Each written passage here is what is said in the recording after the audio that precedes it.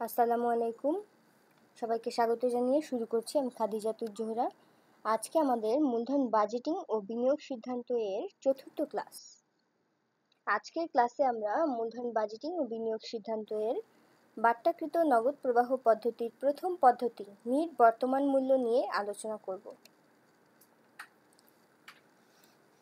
বাট্টাকৃত নগদ প্রবাহ পদ্ধতির প্রথম পদ্ধতিটি হচ্ছে নিট বর্তমান মূল্য পদ্ধতি। এই পদ্ধতির নামের মধ্যে এই পদ্ধতির পরিচয় রয়েছে। এই পদ্ধতিতে বর্তমান মূল্যের নিট নির্ণয় করা হয়।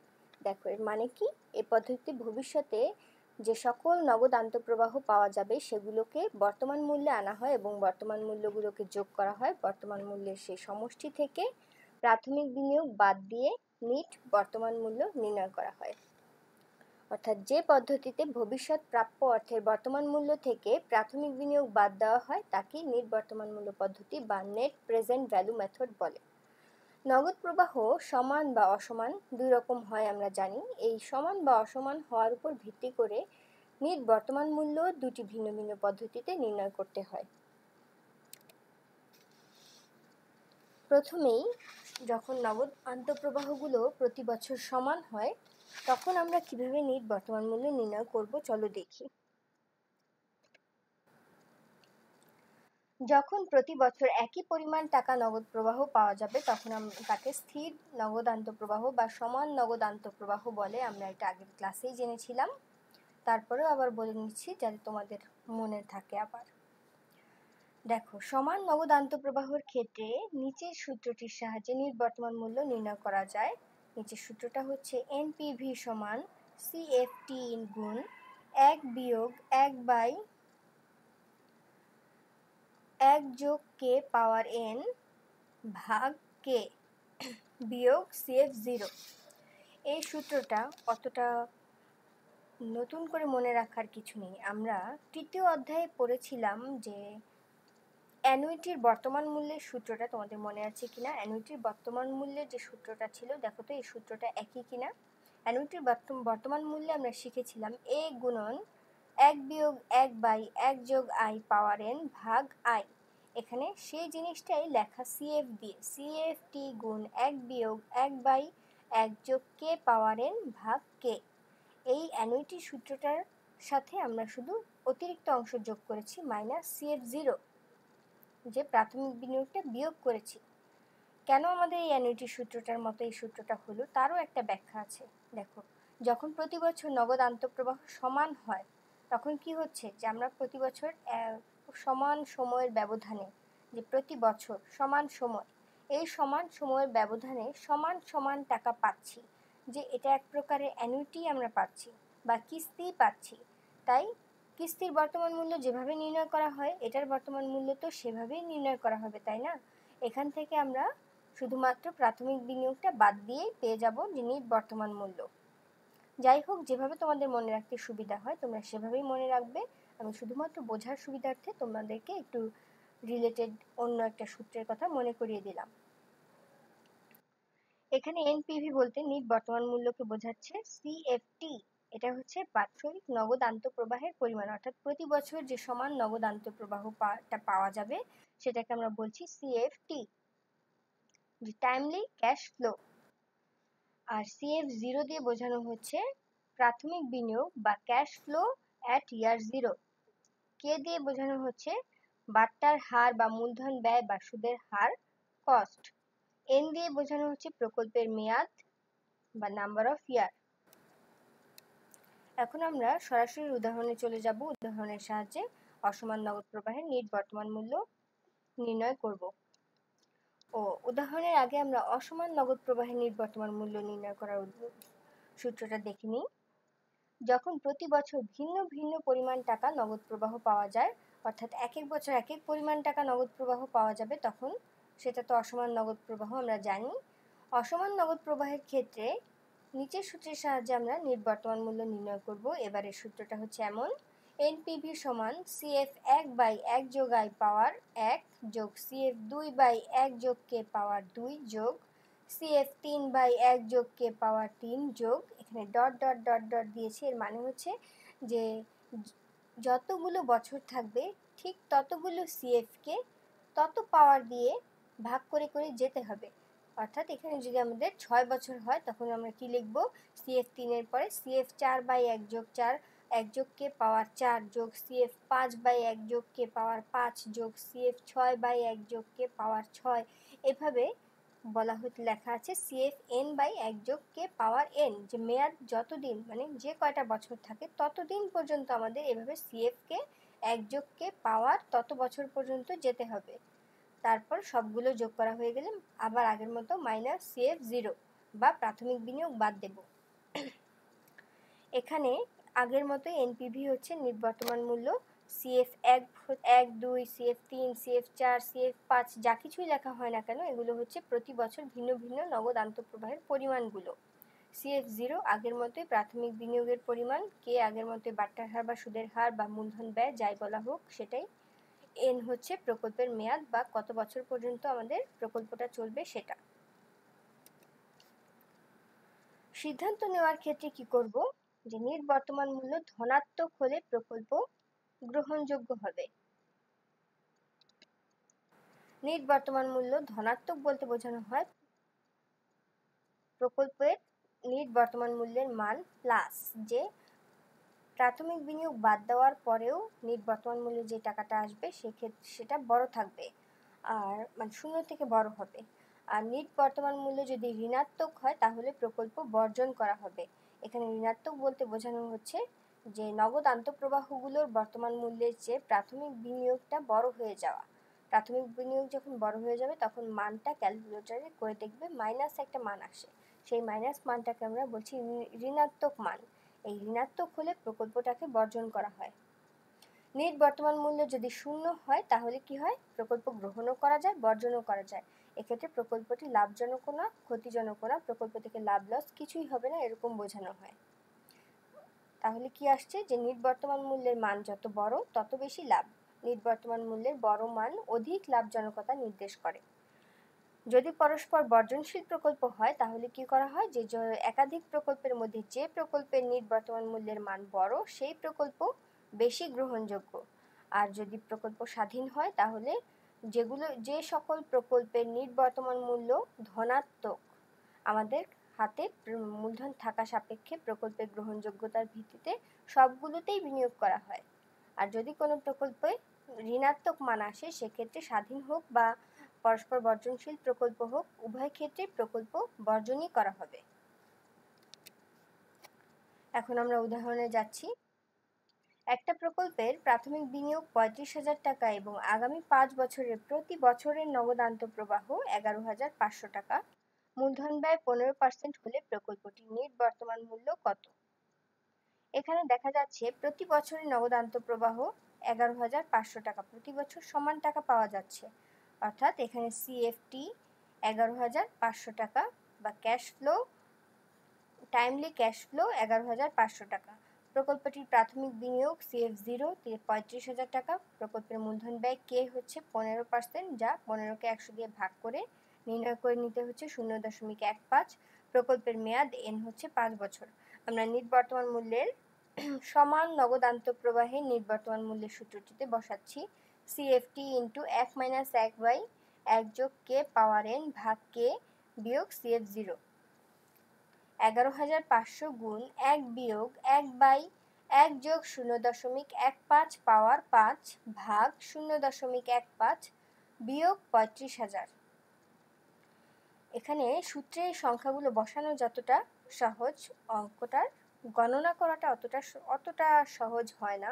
অনেক ক্ষেত্রে আমাদের একটু প্যাচগোছ লেগে যায়। সেক্ষেত্রে আমরা দেখি কয়েকটা ধাপে যদি আমরা এই থার্ড ব্র্যাকেটের ভিতরের অংশটা অর্থাৎ 1 বিয়োগ 1/1 যোগ 0.15 পাওয়ার 5 ভাগ 0.15 এই অংশটার মানটা বের করে নিতে পারি, তাহলে আমরা তখন 11,500 গুণ করে নির্বর্তমান মূল্য বের করতে পারবো। দেখি কিভাবে বের করতে হয়। প্রথমে আমরা কি করব, ভাগের নিচে যে ফার্স্ট ব্র্যাকেটটা দেওয়া আছে 1 যোগ 0.15 পাওয়ার 5 এই অংশটায় চলে যাই। 1-এর সাথে 0.15 যোগ করলে 1.15, তার সাথে পাওয়ার 5। একটা স্টেপও আমরা বাদ দেব না, প্রত্যেকটা স্টেপ ভেঙে ভেঙে করব যাতে আমাদের বুঝতে একটু সহজ হয়। কি করলাম, পরের লাইনে বাকি অংশগুলো যেভাবে লেখা আছে ওভাবে লিখে যাব। শুধু 11,500 জায়গার মতো লিখলাম, গুণ 1 বিয়োগ উপরের 1 মতো লিখলাম, নিচে 1.15কে পাওয়ার 5। ক্যালকুলেটরে কীভাবে করব, 1.15 লিখে পাওয়ার বাটন দিয়ে 5 লিখে মান আসছে 2.0113। পাওয়ার বাটনটা কেমন মনে আছে? পাওয়ার বাটনটা হচ্ছে আমাদের এই যে গুণ চিহ্নটা দেখা যাচ্ছে স্ক্রিনে, গুণ চিহ্নটার নিচের অংশটা দেখো, গুণ চিহ্নের উপরের পার্টটা যদি না থাকে, যে ভি এর উল্টা ভিকে উল্টা করে লিখলে যা হয়, যে সেই চিহ্নটা হচ্ছে পাওয়ার চিহ্ন। ওই চিহ্নটা দিয়ে আমরা 5 লিখলে এই মানটা আসবে। আবারও বলছি কিভাবে লিখবে ক্যালকুলেটরে, 1.15 উল্টা ভি এর মতো যে পাওয়ার চিহ্ন, সেই চিহ্নটা দিয়ে 5 লিখে সমান চিহ্ন দিলে আমাদের মান আসবে 2.0113। এটা লিখলাম, বাকি সব কিছু আগের মতো লিখে নিচ্ছি। তারপরের ধাপে আমরা কি করব, 1কে 2.0113 দিয়ে ভাগ করে মান লিখছি 0.4972। 11,500 গুণ 1 বিয়োগ 0.4972 ভাগ 0.15 বিয়োগ 35,000। তারপরের ধাপে 1 থেকে 0.4972 বিয়োগ করে মান লিখছি 0.5028 আর নিচে 0.15। এখন ফাইনাল 0.5028কে 0.15 দিয়ে ভাগ করে আমরা মান পাচ্ছি 3.352। 11,500 গুণ 3.352 বিয়োগ 35,000, 38,548 বিয়োগ 35,000, শেষে উত্তর আসছে 3,848 টাকা। সুতরাং প্রকল্পটির নিট বর্তমান মূল্য হচ্ছে 3,848 টাকা। আশা করি তোমরা আগের উদাহরণটা বুঝতে পেরেছো। এখানে আরও একটা উদাহরণ আছে, চলো দেখি। পিং পং প্রকল্পের প্রাথমিক বিনিয়োগ 60,000 টাকা এবং আগামী 5 বছরের নগদ প্রবাহ যথাক্রমে 23,500 টাকা, 21,500 টাকা, 19,400 টাকা, 16,200 টাকা এবং 20,460 টাকা। বাট্টার হার 12% হলে প্রকল্পটির নিট বর্তমান মূল্য কত? প্রকল্পটি কি গ্রহণযোগ্য? সমাধানের ক্ষেত্রে আমরা প্রথমে দেখি নগদ প্রবাহগুলোর দিকে। এখানে 5 বছরে প্রতি বছর ভিন্ন ভিন্ন নগদ প্রবাহের পরিমাণ দেওয়া আছে, 23,400, 21,400, 19,400, 16,200 এবং 20,460। এগুলো হচ্ছে CF1, CF2, CF3, CF4 এবং CF5।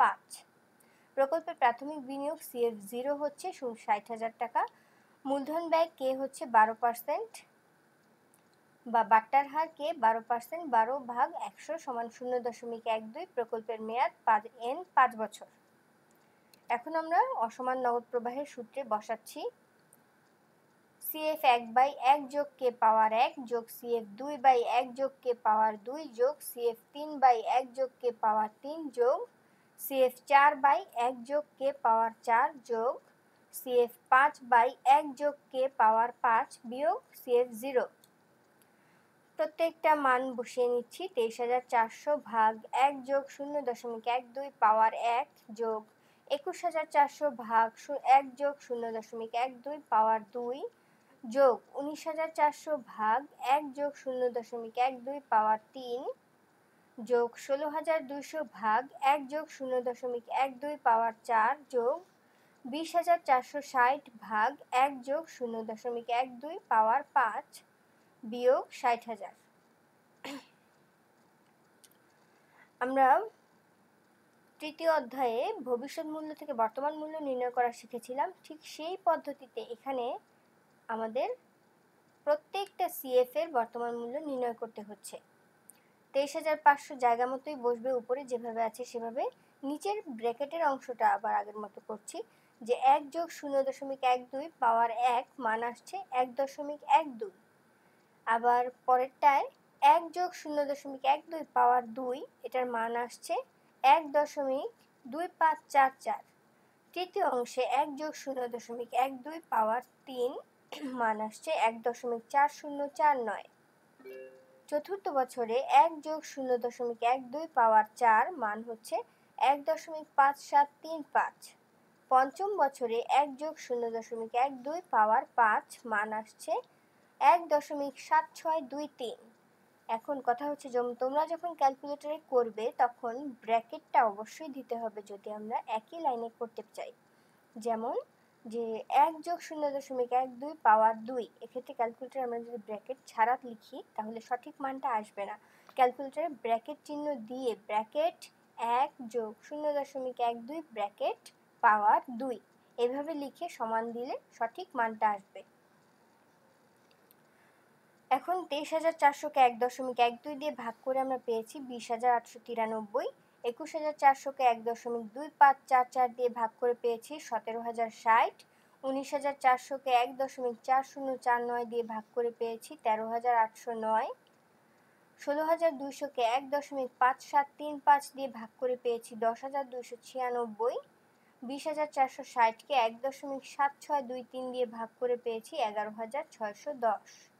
বিয়োগ করছি 60,000। এক্ষেত্রে আমরা কি করেছি যে প্রত্যেকটা ভাগফলের দশমিক অংশটা দশমিকের পরের অংশটা বাদ দিয়েছি। যে ক্ষেত্রে দশমিকের পরে 5-এর উপরে আছে সেক্ষেত্রে এক ঘর বাড়িয়ে লিখেছি। যেমন 20,893 এর ক্ষেত্রে যদি এরকম মান আসে যে 20,892.6433 এরকম কিছু, সেক্ষেত্রে আমরা 20,893 লিখেছি। এভাবে প্রত্যেকটাতেই দশমিকের পরের অংশটা আমরা বাদ দিয়ে অ্যাবসলিউট ফিগার লিখেছি। দেখো এখন যোগফলটা আসছে সবগুলো যেগুলো যোগ করে আসছে 73,668। তার থেকে 60,000 বাদ দিচ্ছি, মান পেয়েছি 13,668। সুতরাং পিং পং প্রকল্পের নিট বর্তমান মূল্য 13,668 টাকা। যেহেতু এখানে নিট বর্তমান মূল্যের মানটা ধনাত্মক, দেখো 60,000 থেকে 73,668 বাদ দিয়ে মানটা প্লাসের দিকটা বেশি, মানটা মাইনাস মান আসেনি, এটাই হচ্ছে ধনাত্মক মান 13,668 টাকা। তাই প্রকল্পটি লাভজনক হিসেবে বিবেচিত হবে এবং প্রকল্পটা যেহেতু লাভজনক তাই প্রকল্পটা গ্রহণযোগ্য। আশা করি তোমরা দুটো অঙ্কই বুঝতে পেরেছো। তোমাদের জন্য আমি আজকে আবার দুটি বাড়ির কাজ দিয়েছি। এই বাড়ির কাজগুলো দুই পদ্ধতিতে করতে হবে। বাড়ির কাজগুলো তোমরা করবে এবং আমাকে কমেন্টে বা ইনবক্সে দেখাবে, এবং কোথাও বুঝতে সমস্যা হলে বা অঙ্ক করতে কোথাও সমস্যা হলে সেটাও আমাকে জানাবে। আমি তোমাদের সমস্যার সমাধান করে দেওয়ার চেষ্টা করব। এতক্ষণ ধরে ক্লাসটা দেখার জন্য ধন্যবাদ সবাইকে।